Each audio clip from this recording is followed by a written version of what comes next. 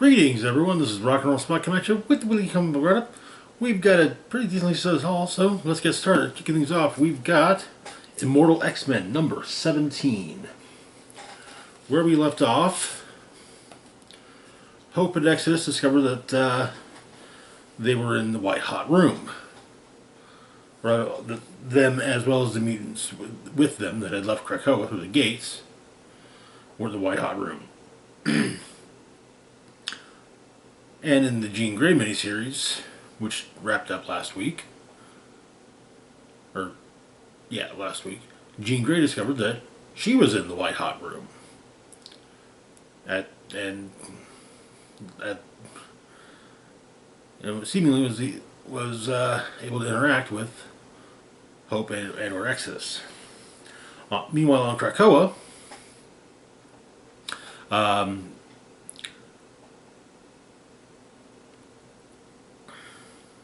Xavier managed to convince Shaw and Selene to leave the island alone for the moment, namely to go after Fisk and the Hellfire Club, while being shown the brutality that seemingly he has committed upon the Orcus troops that have come onto the island since the Hellfire Gala. Though he claims that he wasn't responsible, but discovers that perhaps Sinister's influence is still there after all. So we open with an excerpt from the Book of Apocalypse, Benedict Paris' translation. They who have an ear, let them hear what Jean Grey declared to the people. She said that those who believe would not suffer a final death. But to Hope, the angel in Krakoa, she sent thoughts. I offer you a sharp two-edged sword. I am the house where you dwell. Even beside Apocalypse's throne, I see you. You will hold fast in my name. You will not deny faith in me. Even in the days of all the futures past and futures to come, my faithful one, who will be killed in my name, where Apocalypse dwells. So the issue opens over on Krakoa. Xavier realizing that Sinister's influence is still there. And Sinister, he's able to communicate telepathically with Sinister.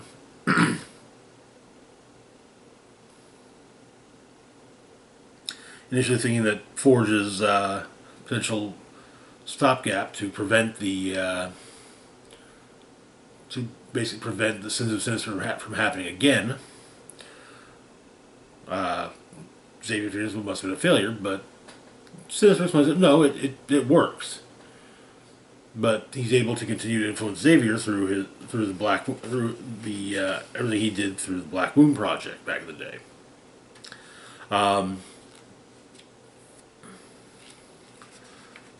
The Vision of Apocalypse in the White Hot Room fights Exodus and seemingly almost destroys Exodus. However, Exodus manages to survive, and then Hope, seemingly empowered by the Phoenix Force, flies through him.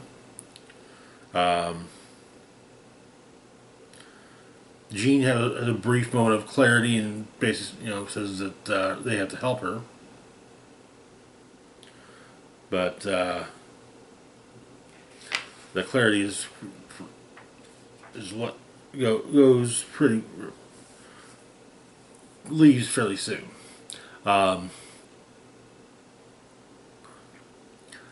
Xavier and Sinister continue their conversation, and a lot of it is Xavier being honestly insulting to and belittling of Sinister, and Sinister saying, "Yeah, you're right. You're absolutely right."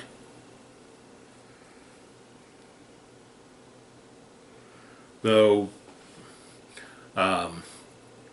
also Xavier points out that There's he has quite that Sinister's fairly transparent in his thoughts to Xavier, and well, Sinister's not happy about that, but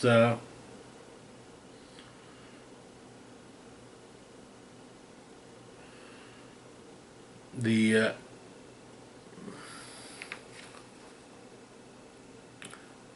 but Sinister explains that one of the other Sinisters has become a Dominion. Not sure which one, and well, that's kind of his whole point. This one is trying. That's his whole shtick now. Is trying to or at least becomes a Dominion. He wants to prevent that Sinister from becoming a Dominion.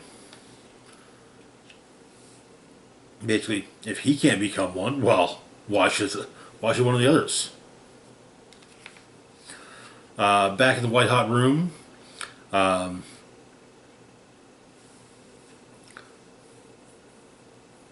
Mother Righteous attacks Destiny, stabs her. However, one of the other mutants sees it, and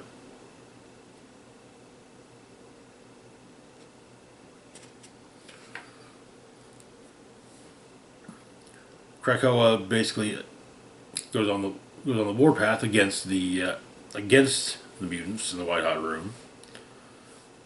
After the mutant who saw Mother Righteous attack Destiny tells Hope and Exodus.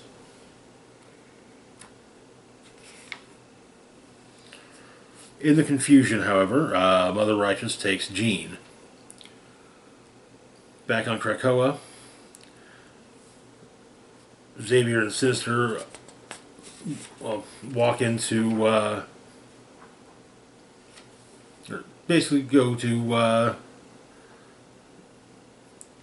Sinister's other labs to try and not so much fix things, but at least not to turn things back to how they were, so much as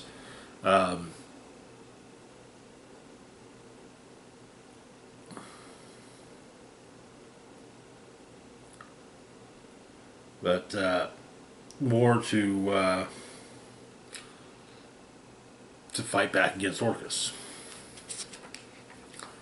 And in the White Hot Room, it seems that as Jean was apparently wearing a chained leash, Madame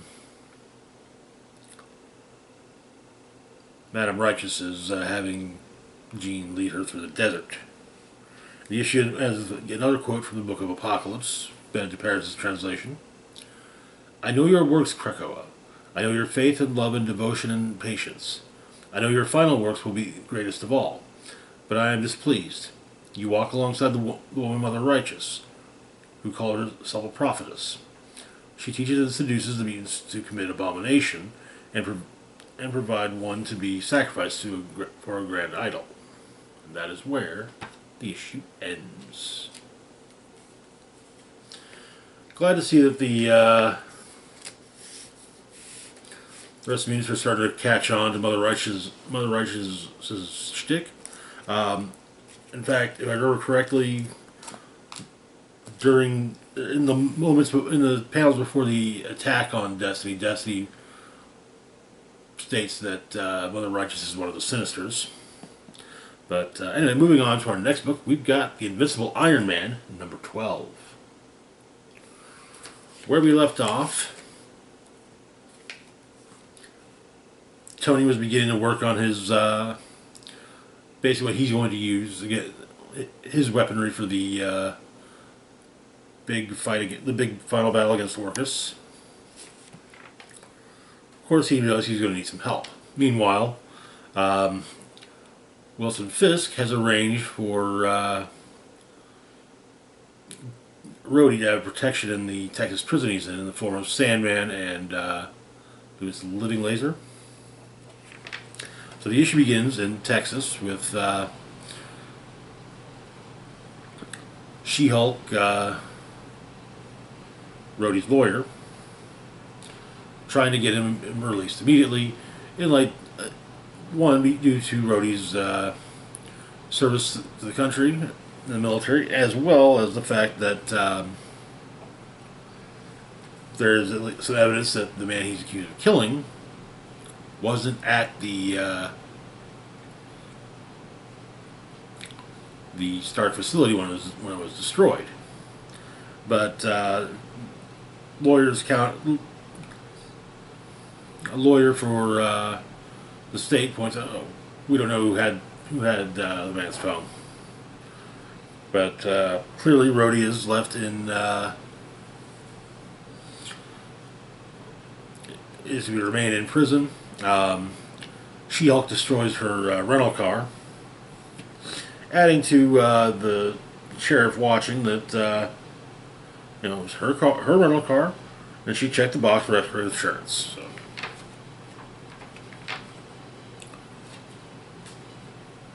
But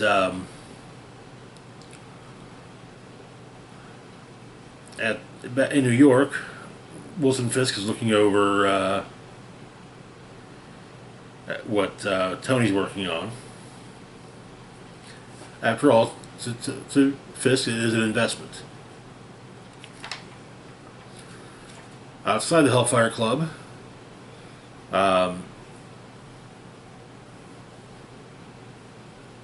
Rai Williams, aka Ironheart, has shown up to speak with, to talk with Tony. Though Hazel, his wife, is unaware of this. They end up having a telepathic duel as Rai has the Mandarin's rings, one of which allows her grant her telepathy.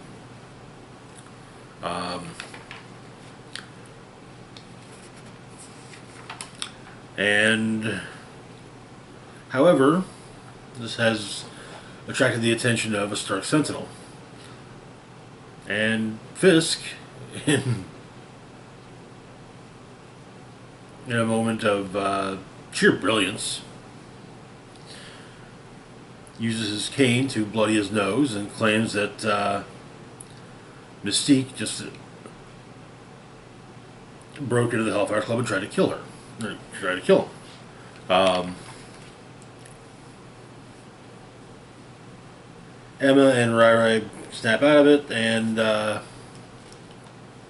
two of them, plus as well as Tony, deal with the Star Sentinel.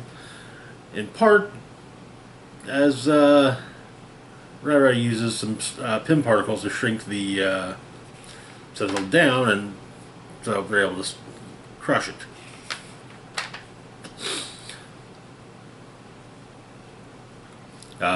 Ironheart and Hazel make amends. Tony and Rai talk, talk design and armors for a while, catching up. But she's going to be helping with constructing ships for the Resistance. And Tony ends up inviting Rai to Thanksgiving dinner with the X-Men's Thanksgiving dinner, which a little Thanksgiving dinner. The guests include the Avengers Unity Squad, as well as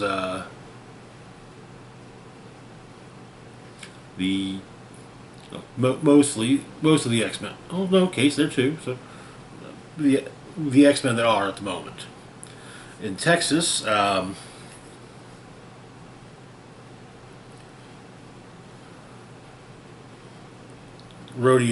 has been allowed a gift from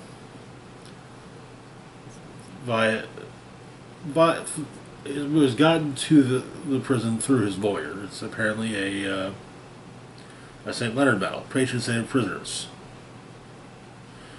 Rhodey takes a look at it and decides that it's actually a St. Anthony medal, as it's has what appears to be a saintly image of War Machine. I'm guessing it's made of Mysterium and is in fact an armor. So, but we'll see. But that is where the issue ends. Tony's got a plan. I'm honestly looking forward to seeing seeing it unfold.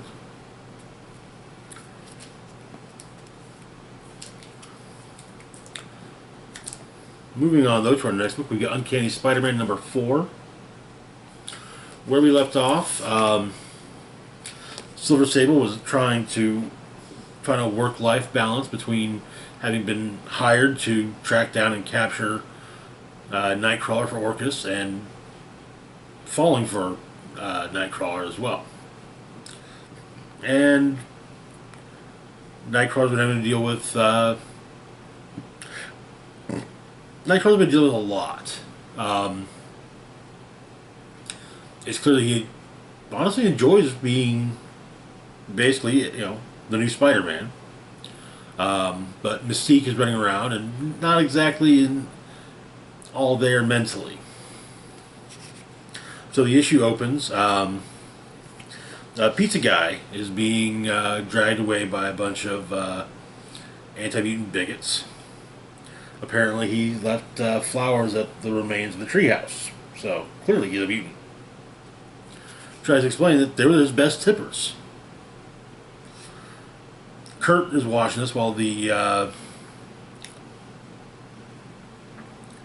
BAMF that's been talking to him criticizes him for just kind of sitting things out, not really doing much. But the pizza delivery guy is shown to not be a mutant. But however, due to his actions, he's to be taken for interrogation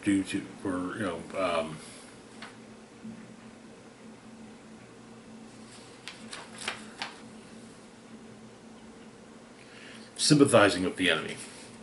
Spider-Man disagrees with this and suddenly Star Sentinel see him as a mutant.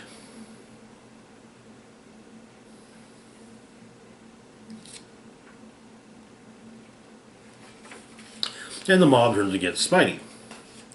Mystique shows up with a rocket launcher, fires it at the crowd. However, Nightcrawler teleports in, and then grabs the missile and teleports it into directly into the path of the Star Sentinel's head. Spidey points out, she fired it at the crowd, not the Sentinel.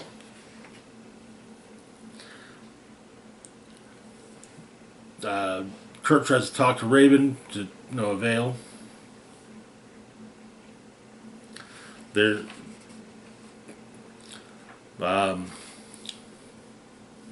a transcript of their conversation that eventually cuts off, and Nightcrawler mutters in German as he leaves. Vulture and Silver Sable butt heads. Vulture's not happy with the fact that the Wild Pack is still on the payroll. For no reason, it's the fact that they've said they will continue on until they catch their man.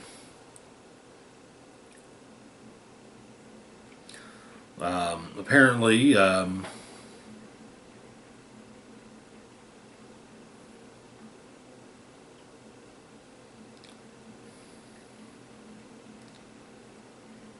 one of the guy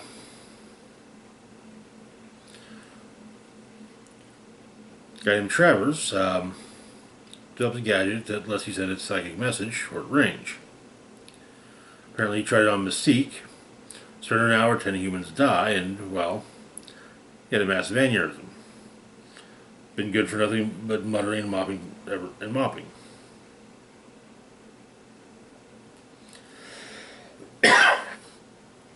And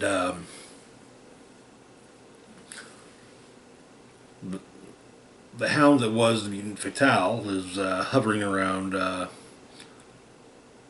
Silver, however, constantly saying "scent." Silver and Kurt have dinner that night, and she kind of says, "Hey, look," points out that he's focusing on the flippant stuff, parts of life. He's doing everything possible to avoid confronting important things.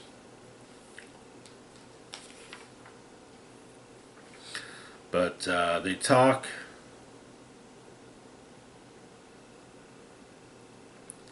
When they after the two part ways for the evening, Kramer from Sable's team pulls a gun on her, and they said, they got to finish the job. They're going to actually finish the job. You know.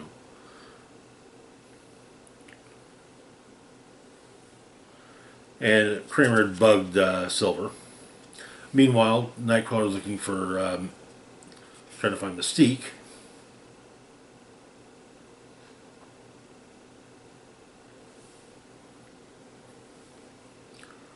He does, and apparently they talk.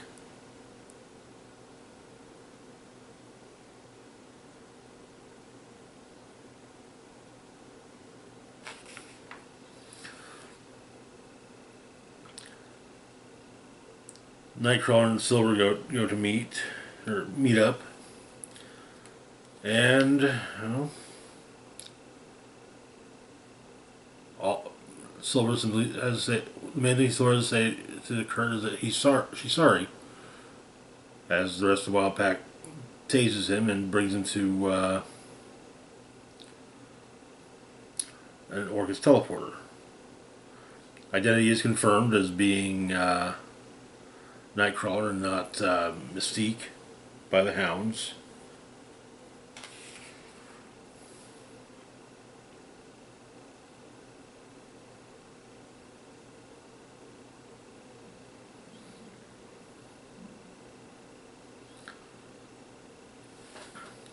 And that is where the issue ends. Might be where the series ends. I'm not. There's also a one-shot focusing on the conversation between Mystique and Nightcrawler coming out next week. So, but yeah, I think that is the end of that series. Kind of sad ending with Nightcrawler in captivity, but yeah. Moving on to our next book, we've got Wolverine number 39, our last book for the moment. Wolverine's been running around, doing what he can to fight the good fight in his way, on his terms, dealing with the enemies of mutant kind. Again, on his terms and in his own way. Running into and making a point of running into doing so with old allies. Hulk, I know ally is allies used very loosely there. But Hulk, Captain America, and now Black Panther. So, the issue begins. Jun Wei, the Orchis operative that was recently featured prominently in X-Force, has gone to Wakanda. They're trying to get vibranium to use in Stark Sentinels. The Prime Minister says, no. They even... And, kind of takes the entire thing as an insult, but one of the crime bosses of T'Chaka, however, approaches Wei. She has it. He can get her medals. Wolverine's informed of all this by Bannister. Ends up going to BT.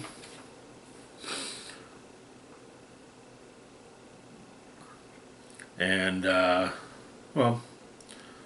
the particular crime boss manages to convince Junwei that they're not being offered scraps. Sure, he can't get her vibranium, but there are other there are other metals that he can procure.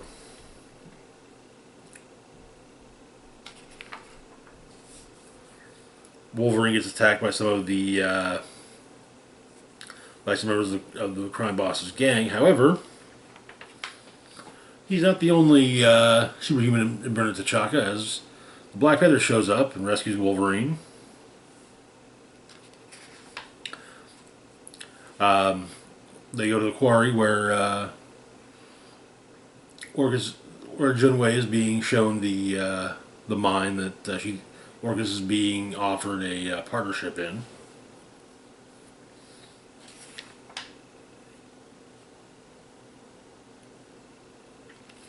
And yeah, T'Challa and Logan wreck house. While Logan does kill some of the foot soldiers, not all. He is prevented from killing Junwei.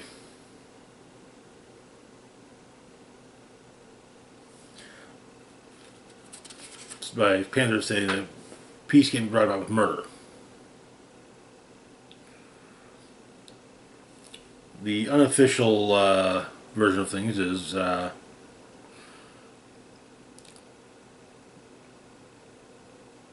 so Panda can't hand over Junwei to Wakandan forces, but he's got in touch with his sister Shuri, who's part of the new government.